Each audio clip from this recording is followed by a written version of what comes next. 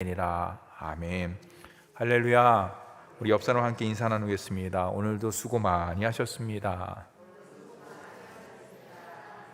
네, 수고 많이 하셨습니다.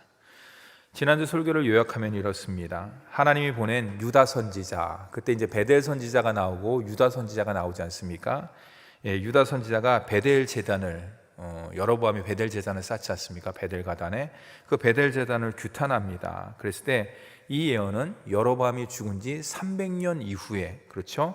요시야 왕에 의해서 그 모든 것들이 성취되고 온전히 이루어지는 것을 볼 수가 있습니다. 이걸 통해서 우리가 분명히 알 수 있는 것은 우리 하나님께서는 시공간을 초월하신다. 단지 시공간을 초월하시는 것이 아니라 온 인류의 역사의 주관자가 되신다. 그러니까 하나님께서 계획하시고 하나님께서 작정하시고 내가 반드시 이루리라는 그 말씀은 온전히 이루어지는 것이에요. 그 약속의 말씀이 뭡니까? 저와 여러분이 매일 읽고 묵상하고 그 말씀에 순종하는 성경책이라고 할 수 있어요. 이 말씀이라고 할 수 있어요. 그러니까 여러분들, 하나님의 분명한 약속은 여기에 다 들어가 있어요. 제가 그때 한번 이야기했죠. 아브라함이 하나님께 복을 받았다. 그랬을 때 하나님, 아브라함뿐만 아니라 우리 아들도 복받게 해주세요. 그래서 아들의 이름을 넣어서 성경 말씀을 읽으면 그대로 되는 거예요. 그 미신적인 게 아니에요. 왜냐하면 하나님께서 우리에게 복 주시기를 원하시기 때문에.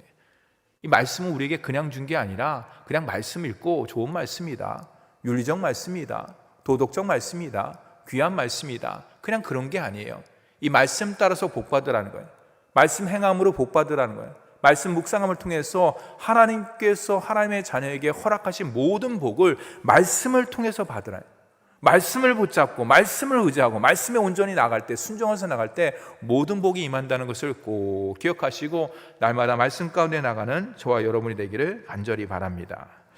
하나님께서 여로보암에게 이제 아까 유다 선지자를 통해서 베델 제단에 경고를 하셨어요. 그리고 여로보암이 손이 마르지 않습니까? 이적도 보여주셨어요.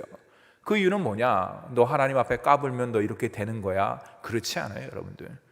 겁박하기 위한 것이 아니라 여로보암이 그가 회개하고 돌아오기를 간절히 원하는 것이에요. 그럴 때 하나님께서는 항상 우리에게 심판의 메시지를 보내는 게 아니에요, 여러분들. 항상 사랑의 메시지를 보낸다는 것을 꼭 기억하고 말씀을 통해서 하나님께서 나를 향하신 사랑의 그 모든 것들을 담담하게 받는 저와 여러분이 되기를 간절히 바랍니다. 모든 사명을 이제 유다 선지자가 다 마쳤어요. 근데 하나님께서 얘기했습니다. 너 왔던 길로 가지 말고 다른 길로 가라. 그래서 다른 길로 갔어요. 근데 베델 선지자가 그 이야기를 듣습니다. 아들들을 통해서 그 이야기를 듣습니다. 그래서 그가 쫓아가서 유다 선지자에게 그 여로보암이 제안한 그 모든 것들을 똑같이 제안합니다. 그러나 유다 선지자는 그것을 알죠. 거절을 합니다. 나는 그럴 수 없습니다. 저는 그냥 모든 사명을 마쳤기 때문에 제 갈 길을 가겠습니다. 그러자 베델 선지자가 그냥 포기하고 그러십시오 이렇게 하면 되는데 뭡니까? 베델 선지자가 그 유다 선지자를 속이는 거예요.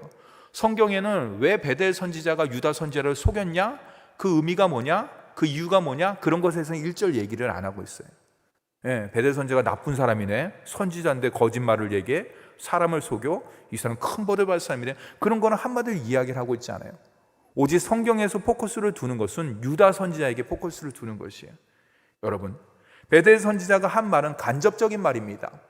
제가 어저께 천사를 통해서 하나님 말씀을 받았는데 당신이 그냥 가지 말고 우리 집에 머물면서 떡도 먹고 물도 마시고 쉬면서 이렇게 쉬다가 편안하게 가시라고 저에게 이야기를 했습니다. 이런 거예요. 유다 선지자는 어떻습니까? 하나님께서 직접 얘기하신 거예요.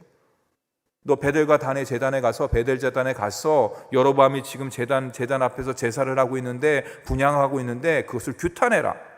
그리고 그 손이 마르게 놀라운 역사를 갖다 하나님께서 보여주신 거죠. 여러분, 유다 선지자는 하나님의 직접적인 말씀을 갖다 들었음에도 불구하고 베델 선지자의 간접적인 말에 하나님 말씀을 의심한 거예요.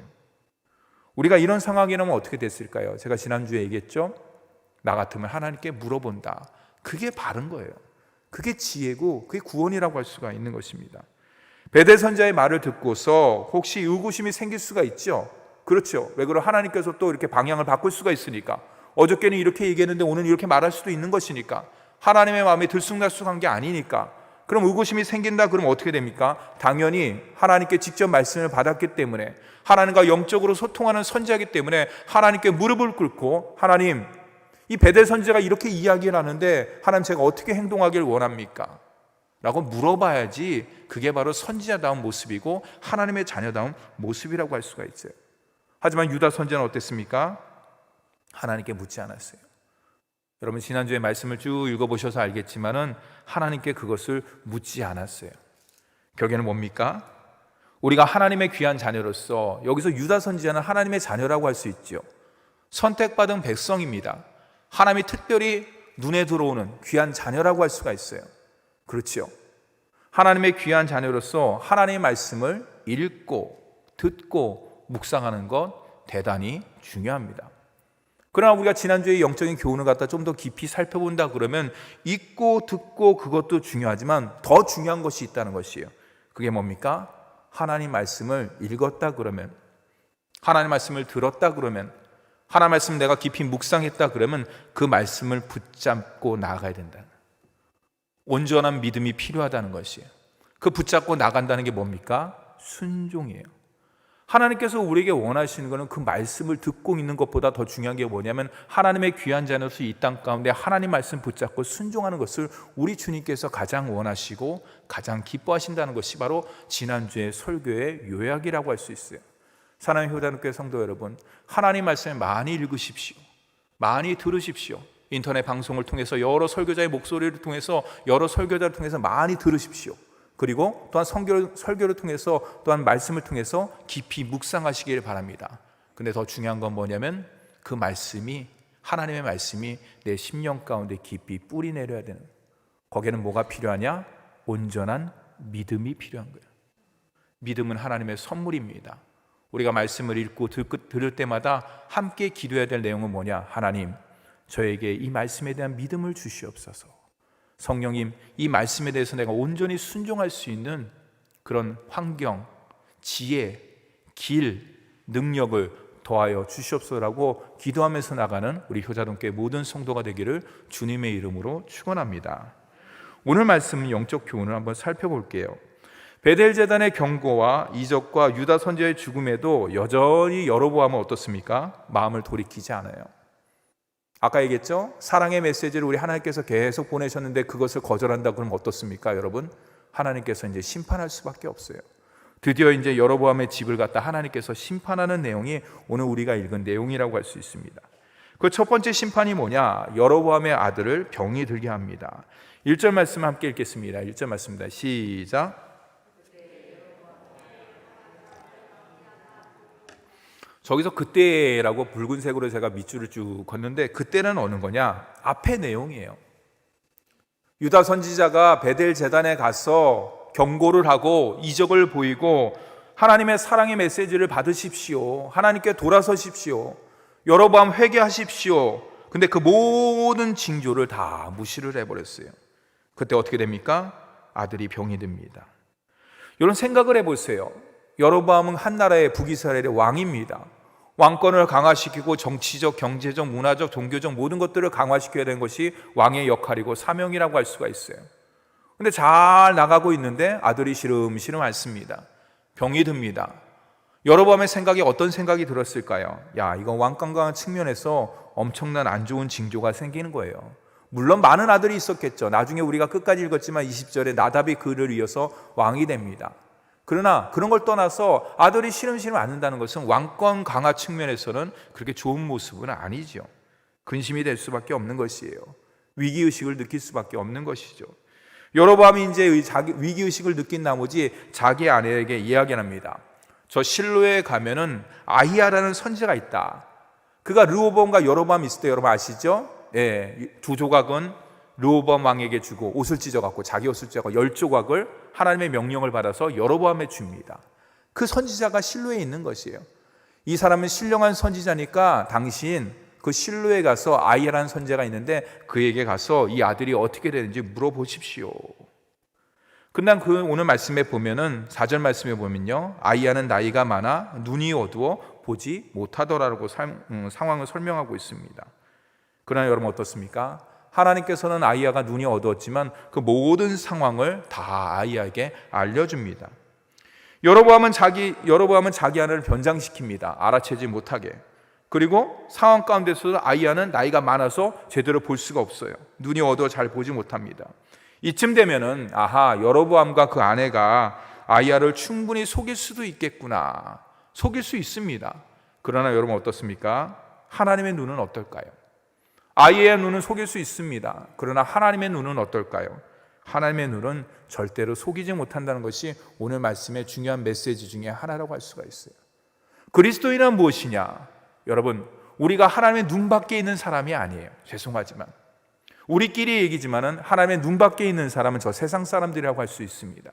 우리는 누굽니까? 하나님의 눈동자 안에 있는 사람, 주님의 에어리어 안에, 영적인 바운더리 안에, 주님의 눈 안에 있는 것이에요. 그럴 때 우리가 그리스도인으로서 항상 믿음 생활을 하면서 생각해야 될 것은 뭐냐? 우리가 주님의 눈 안에 있다. 주님의 눈 밖에 나면 안 된다는 것을, 그게 두렵고 떨리는 그런 마음이 아니라, 무서운 신앙생활이 아니라 역으로 이야기한다 그러면 주님의 눈 안에 있고 주님의 눈동자 가운데 있다는 것은 뭡니까? 하나님의 영적인 보호 가운데 있다는 것이에요. 하나님께서 모르시는 일이 없다는 것이에요. 여러분, 죄 지을 때 하나님께서 모르시는 일이 없다 그랬을 때 마음이 콩당콩당 거리죠. 그러나 내가 하나님의 뜻 가운데 순종하면서 하나님께 기쁨 돌리고 하나님께 영광 돌리는 일을 갖다 하나님께서 다 보고 계신다 그러면 여러분 마음이 어떻습니까? 두렵습니까? 무섭습니까? 겁납니까? 어디 숨고 싶습니까? 그렇지 않아요. 하나님, 저 잘했죠? 하나님 보시기에 아름답죠? 저 하나님께 영광 돌리는 귀한 삶으로 나아가고 있죠? 오히려 어린아이처럼 기뻐하면서 그 모습을 갖다 하나님께 영광 올려드리고 찬양 올려드리고 그럴 거예요. 그런 거예요. 죄를 지을 때는 숨을 수밖에 없지만은 정말로 하나님의 모습 가운데 나갈 때 주님의 눈 안에 있다는 모습은 정말로 하나님의 나의 든든한 후원자다, 든든한 영적인 백이다라는 그런 것들을 가질 수가 있는 것이죠. 사랑하는 성도 여러분, 육신의 눈이 어두운 아이야도 안타깝지만 우리가 두 번째 알 수 있는 것은 뭐냐? 여로보암 얼마나 안타깝습니까? 영적으로 눈이 완전히 어두워져 버렸어요. 아내를 변장시키고 자기 자식을 갖다 뭐 죽는지 사는지 그것도 물어보고, 이런 이 모습을 통해서 우리는 그렇구나, 정말로 안타깝다, 하나님의 사람으로서 하나님의 자녀로서 이런 모습으로 나갈 수가 있는 것이구나 것을 우리가 반면교사로 삼아야 되는 것이에요. 사랑하는 성도 여러분, 하나님께 기도하시기 바랍니다. 하나님, 나의 영안이 어둡지 않도록 주의 빛으로 저를 두루 비치고 인도하여 주시옵소서라고 날마다 기도하며 나가는 우리 모두가 되기를 간절히 바랍니다. 7절 이하에 보면요, 이제 한 일단락의 사건이 끝나고요. 7절 이하에 이제 하나님께서 아이야를 통해서 이제 여로보암 아내에게 이제 말씀하는 거예요. 무슨 말씀을 하고 있느냐? 한번 볼까요? 그 내용을 보면요, 여로보암이 왕이 된 것은 너의 지혜와 너 능력으로 된 거 아니야. 그게 뭡니까? 전적인 하나님의 은혜다. 전적인 하나님의 일이라는 것을 다시 한번 아이야를 통해서 여로보암 아내에게 이야기를 하는 것이에요. 또 하나는 뭐냐? 여로보암이 하나님 앞에서 선해야 되는데 악행한다는 것이에요. 악을 저지르고 있다는 거예요. 전 사람보다 더 큰 악을 갖다 저지르고 있다는 것을 아이야 선지자를 통해서 여로보암의 아내에게 지금 이야기를 하고 있는 것이에요. 그 결과가 무엇이냐? 오늘 10절에서 11절 말씀에 보면요, 어떻습니까? 무서운 말이 나와요. 그러므로 내가 여로보암의 집에 재앙을 내려 여로보암에게 속한 사내는 그냥 다 끊어버리겠다는 거예요. 무슨 말입니까? 죽이겠다는 거예요. 씨를 멸하겠다는 거예요. 여러분, 우리가 옛날 시대에 보면 뭐 삼종을 멸한다, 그거는 이제 가문이 끊어지는 거잖아요. 그렇죠? 아버지, 아들, 손자까지 다 하는 거니까. 그거보다 더 심한 거예요. 아예 완전히 모든 사람들을 다 끊어버리겠다는. 여러분, 그럼에도 하나님께서 은혜를 베풀어 주셔요. 누구에게? 여로보암의 병든 아들은 평안히 장사되어서 안식할 것이다. 이걸 통해서 하나님께서는 심판 앞에서도 은혜를 베풀기를 원하는 거예요. 여러분, 이 말씀을 갖다 10절을 딱 읽었을 때, 여로보암 아내가 딱 들었을 때 얼마나 공포 가운데 있겠어요. 심판 가운데, 두려움 가운데 그 얘기를 들었겠어요. 하나님의 선지자의 얘기니까. 그럼 얼른 가서 여보 큰일 났어, 아이 병에 대해서 물어봤더니 아이야 선지자가 그거보다도 더 큰 예언을 하고 있어갖고 우리 빨리 회개하고 빨리 하나님 앞에 나가야 될 것 같아, 돌아서야 될 것 같아, 다 청산하고 죄악된 것들, 세상 것들 다 정리하고 하나님께 원하시는 모습으로 나가야 돼. 근데 여러분, 우리가 20절까지 읽지 않았습니까? 그런 모습이 여로보암도 없고 그 아내도 없고 거기에 속한 모든 사람들도 그런 행동을 하나도 하지 않아요. 너무나 안타까운 모습이죠. 사랑하는 성도 여러분, 하나님의 심판 앞에서도 하나님을 의지하는 자에게는 하나님께서 은혜를 베풀어 주시지만 계속 하나님께서 촉구하는 거예요. 너 이거 내가 이렇게도 안 할래? 너 내가 이렇게 심판한데도 안 할래? 돌아서. 근데도 돌아서지 않는다. 그럼 뭡니까? 결국에는 하나님의 심판의 몽둥이 앞에 무릎을 꿇을 수밖에 없는 것이에요.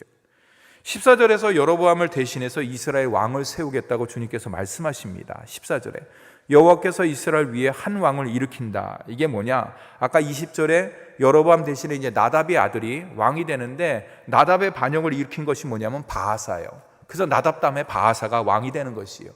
여로보암의 가문이 끊어지는 내용이 성경 말씀에 응하는 것이죠. 15절 말씀에 보면요, 15절 말씀에 함께 읽겠습니다. 15절 말씀 함께 읽겠습니다. 시작. 여호와께서 이스라엘을 쳐서 물에서 되게 하시고 이스라엘을 그의 조상들에게 주신 이 좋은 땅에서 뽑아 그들을 강 너머로 흩으시리니. 여기까지. 이게 무슨 내용이냐? 바벨론 포로 생활한다는 거예요. 이방 민족 가운데 전쟁으로 인해서 포로로 될 수밖에 없다는 것이에요. 사랑하는 성도 여러분, 하나님을 버린 가문, 하나님을 버린 여로보암, 결국 어떻게 됩니까? 주께서 버리는 거예요. 주께서 여로보암을 버리시고 그의 가문을 버리시고 그의 집안을 버리는 거예요. 여러분 얼마나 무섭습니까? 반대로 하나님을 날마다 모시는 한 사람, 하나님의 자녀, 그 가문은 어떻습니까? 하나님께서 천대까지 복을 내린다는 것을 꼭 기억하고, 우리 교회의 모든 성도들은 하나님을 날마다 모심을 통해서 영적 유산을 잘 계승하는 우리 효자동교회 모든 가문이 되기를 주님의 이름으로 축원합니다. 17절 이하에 보면요, 이제 여로보암의 아내가 집에 들어가자 여로보암의 아이가 이제 죽습니다. 아이의 죽음은 여로보암의 집의 심판이 한치도 어긋남이 없이 이루어질 것이라는 사인이에요. 아이야가 이야기했으니까. 사는 성도 여러분, 아까 제가 앞에서 얘기했듯이 너무나 안타깝고 아쉬운 장면들이 지금 계속 나오고 있어요. 여러분들, 우리는 이 스토리를 갖다 다 알고 있기 때문에 그러지만은 그 옛날에 여로보암 시대 때 시간적으로 한다 그러면 우리가 얼마나 답답하겠습니까? 가서 붙잡으면서 지금 하나님의 진노가 크게 달하고 있어요. 빨리 회개하세요. 빨리 무릎 꿇으세요. 제단 다 없애서요. 이방인의 제사 그거 다 없애시고 하나님 앞에 잘못했으니까 하나님 용서해 주세요. 한 번만 용서해 주세요. 비세요. 그러고 싶은 말이 여기서 나오지 않습니까? 제가 말씀을 묵상을 준비하면서 영적으로 눈이 어두워 여로보암의 반응이 근데 성경에 기록되지 않았어요. 아까 제가 앞에서 얘기했듯이 아이야 선지자의 모습을 통해서 베델 제단의 어떤 규탄이라든지 이적이라든지 아이가 죽음을 통해서 여기서 무릎 꿇고서 통회하면서 하나님 저 살려주세요, 그런 내용이 없어요. 다윗은 그러지 않았어요. 그래서 다윗이 하나님 마음에 합한 사람이라는 거예요. 여러분, 다윗이 살인죄와 간음죄를 저질렀습니다. 여러분 아시죠? 우리는 상상 못할 죄예요. 여러분들 뭐 살인죄, 간음죄 뭐 저지르시겠습니까? 근데 성경에 보면 다윗은 내 마음에 합한 사람이라고 성경에 분명히 기록되어 있어요. 그 극악무도한 죄를 졌음에도 불구하고 도대체 하나님께서 다윗을 얼마나 사랑했길래 내 마음에 합한 사람이라 그랬을까? 정말 다윗은 옷을 갖다 털어서 먼지 하나도 안 나고 죄가 하나도 안 나오는 그런 사람이었을까? 그런 삶을 살았기 때문에 그런가? 그렇지 않아요. 여러분들, 하나님께서 왜 내 마음에 합한 사람이냐? 여러분 잘 아시다시피 시편 51편의 말씀에 보면은 밧세바, 우리야 그 모든 죄를 갖다 저지르고 나서 다윗이 눈물로써 요를 적시면서 회개하는 내용이 시편에 기록되어 있습니다. 이거예요, 이거. 하나님께서 사인을 주셨을 때 하나님 마음에 합한 사람, 하나님의 의인, 그것은 뭡니까? 회개하며 돌아서며 하나님 한 번만 용서해 주세요. 하나님 한 번만 봐주세요. 하나님 한 번만 눈 감아주세요. 이게 바로 하나님 마음에 합한 하나님의 귀한 자라는 것을 날마다 기억하고, 혹시 우리 마음 가운데 생각나는 죄라든지 무의식 가운데 저지르는 죄가 있다 그러면은 날마다 하나님에게 고백함을 통해서 의의 세마포로 있는 저와 여러분이 되기를 간절히 바랍니다. 그는 죽기 직전까지 여로보암은 회개하지 않았어요. 금송아지를 없애지도 않았어요. 오히려 이교적인 변질된 예배를 주도했습니다. 그의 마음이 굳어졌다는 것이에요. 심판을 받을 수밖에 없는 그 상태, 상황, 그 모든 모습이 거기에 딱 됐다는 것이에요. 그 모든 것들이. 여러분, 성경이 여로보암을 어떻게 평가하고 그에 대한 평가 기준은 무엇인가? 여러분, 오직 하나입니다. 성경은 뭐라고 얘기합니까? 그가 왕권을 얼마나 강화시켰는지, 경제적 부흥을 얼마나 이뤘는지, 정치적 영향력은 얼마나 했는지, 그거에 관심이 없어요. 여러분, 성경에 관심이 없다는 것은 하나님은 그걸 관심을 두지 않는다는 거예요. 왜냐? 주님께서는 그 모든 것들을 다 갖고 계시기 때문에. 모든 물질의 주인이시고 모든 권세 위에 권세를 갖고 계시고 가장 높으신, 영광받기에 합당하시고 흠이 없으신 분이기 때문에 인간의 모든 왕권, 부흥, 경제, 정치, 그런 거는 하나님의 관심사가 아니에요. 하나님의 관심사는 뭐냐? 딱 한 가지예요. 하나님의 자녀가 하나님 앞에서 어떻게 살았는지, 그거예요. 바르게 살았는지 바르지 않게 살았는지, 그것에 따라서 하나님의 관심사는 거기에 달려있다고 할 수가 있는 것입니다. 사랑하는 성도 여러분, 하나님의 은혜, 우리가 날마다 하나님의 은혜를 기억하기를 간절히 바랍니다. 그리고 오늘도 주님께 한 걸음 더 나아가는 저와 여러분이 되기를 간절히 바랍니다. 그랬을 때 하나님의 눈동자 안에 드는 삶을 살 수가 있는 거예요.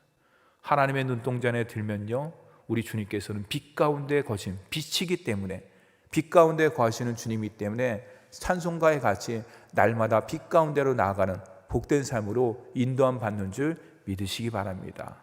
포스트 코로나로 인해서 마음이 우울해지고 어둠 가운데 있고 힘든 가운데 있어요. 그러나 빛 대신 주님과 동행하면, 빛 대신 주님의 말씀을 붙잡고 나면 날마다 기쁨과 감사와 찬양과 은혜가 끊이지 않는 줄 믿으시기 바랍니다. 그래서 하나님의 은혜를 더욱더 깊이 기억하고 주님을 더 가까이, 수요 예배를 통해서, 새벽 예배를 통해서, 또한 인터넷 여러 가지 설교 말씀을 통해서 주님을 좀 더 깊이 가까이 하세요. 어제보다는 오늘이 내가 영적으로 성장됐다, 성숙했다, 얼마나 기쁩니까? 여러분 아마 통장이라든지 또 아니면 경제라든지 여러 가지 지위라든지 그게 조금씩 높아지면 기쁘잖아요. 성취감이 있잖아요. 그것도 중요하지만은 더 중요한 것은 하나님의 자녀로서 영적인 성취라고 할 수 있어요.